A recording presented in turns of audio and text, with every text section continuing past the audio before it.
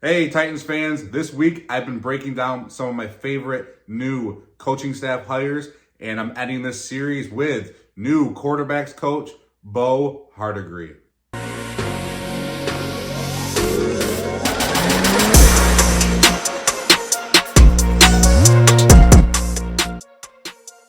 Hey, Titans fans. Thanks for tuning in. Titan Uprising here. Please continue to like, share, subscribe, comment. My subscriber count is going up. My goal is to still get to 500. If you can make it happen, please do. Now, this video I was going to make on new offensive coordinator Nick Holtz, and I do think he'll do good, but I didn't really want to break him down at all because he's not going to be calling plays. We all know it's going to be Callahan, right? I'm calling him Callie. He's going to be calling the plays, and I love it because I want our head coach to be the offensive coordinator because we can't lose him, right? He's going to stay the head coach as long as he's good calling the plays, and he'll be there. Now, that's why I didn't want to do one on Holtz. That's why I picked the guy we're getting into, and let's dive into it, guys. Now, Bo Hardegree. Now, Bo played quarterback in college for Tennessee. So, welcome home, Bo. Now, he played from 2003 to 2006, and then he started his coaching career. From 2008 to 2010, he was a graduate assistant at Duke. And from 2011 to 2013, he was an intern at LSU. In 2014, he became the Denver Broncos offensive quality control coach. And in 2015, he was the Chicago Bears offensive assistant. From 2016 to 2018, he was the Miami Dolphins quarterbacks coach. And then from 2019 to 2020, he was the Jets offensive assistant. And then in 2021, he became the Patriots offensive assistant. From 2022 to 2023, he was the Raiders quarterbacks coach. And then towards the end of 2023, he was the interim offensive coordinator when McDaniels got fired. And this is the part that I want to focus on. In week 9 of this past season, that's when he became the Raiders offensive coordinator. And now, once we hired this guy, I was on Twitter or X, whatever you want to call that now, and Bleacher Report, and then just, Facebook and every type of social media. And a lot of Raiders fans were actually kind of upset about this. And that kind of stuck out to me because it seems like they liked him. And it seemed like some of the personnel as well really like this guy, and that they're going to miss him.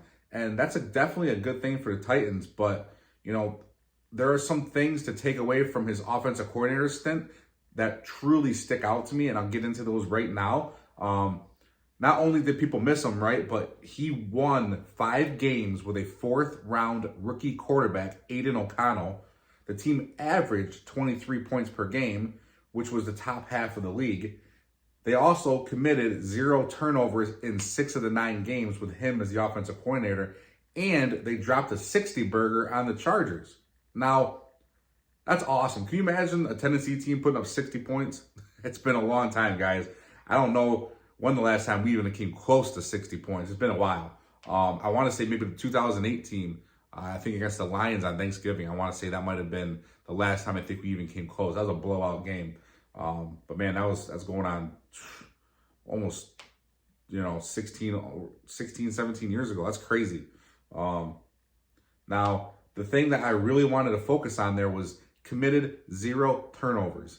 I love that. And I'll get back to that a little bit later, okay? Remember that. His connection to the Titans is Callahan, who were both on the Broncos staff together. Callahan was the offensive assistant when Hardegree was the offensive quality control coach. He obviously did good with O'Connell, right? Bo did with the Raiders. He finished with 2,218 passing yards, 12 touchdowns, 7 interceptions, all over 11 games, but 10 of those were starts. When he did start those 10 games, the Raiders were 5-5. He got a lot out of a late round rookie quarterback, and I loved this guy's offensive background. And now, guys, this might not be a flashy hire or one that makes the headlines, but it's a solid one. He was just a coordinator who got the most out of, like I said, a late round rookie quarterback. And now he can work with a quarterback who has more talent, who was a 1st round talent, but went in the 2nd this year. And he's a quarterback coach now. He's not the offensive coordinator. He can work more hand in hand with him. Now, I like that the offense in Las Vegas turned it around this year, scored more points when he took over, and committed less turnovers. Those are all positives and all due to coaching. That's good coaching. And if he can do that as an offensive coordinator, I'm sure I am more than pleased to have that type of coaching with Will Levis. And guys, like I said earlier, I get back to this. Levis has that gunslinger mentality, remember, and he had made some errant throws last year. There was a lot of throws that Levis made that could have been intercepted that weren't. He got lucky. Now, Bo will help to coach him not to commit the dumb turnovers, and I think this will be a great pairing between the two. And guys, like I said, this isn't a flashy hire, but I like to see us hire guys with extensive backgrounds that have been to a bunch of places that can bring knowledge, different types of knowledge to the team. And not every hire is going to be a home run, but like I said, I like this one. It's underrated, and I love seeing the staff that Callahan and Rand have assembled. And guys, Titans fans, I cannot wait to see the type of team that they field this year, and I can't wait to start free agency. We're going to find out, guys are wanting to come here, and I've been posting little shorts and videos, and guys, T. Higgins wants to come here. You have the tight end Brock Bowers out of Georgia, who's supposed to be, a generational tight end coming out of college that specifically said Tennessee in an interview. That's awesome. The coaching staff we assembled is good. Like I said, not everyone's going to be a home run. Some of these guys are going to play lesser roles, but, you might not hear about them all the time. But this is a good hire. The coaching staff's good. And because the coaching staff's good, some of the players want to come here. We have a lot of cap. Money gets players as well, let's face it. And then we have a 7th overall pick. This is an attractive destination. No state income tax. I live in New York. The state income tax sucks, so can't blame them for that. I love it. I really do. We are on the up. We had a couple down years, but this is going to be a different offense that we field this year. We're going to be a different team. We're going to be out of the Stone Age with running the ball 50 times a game, and then having those 17-10 scores or the 13-6.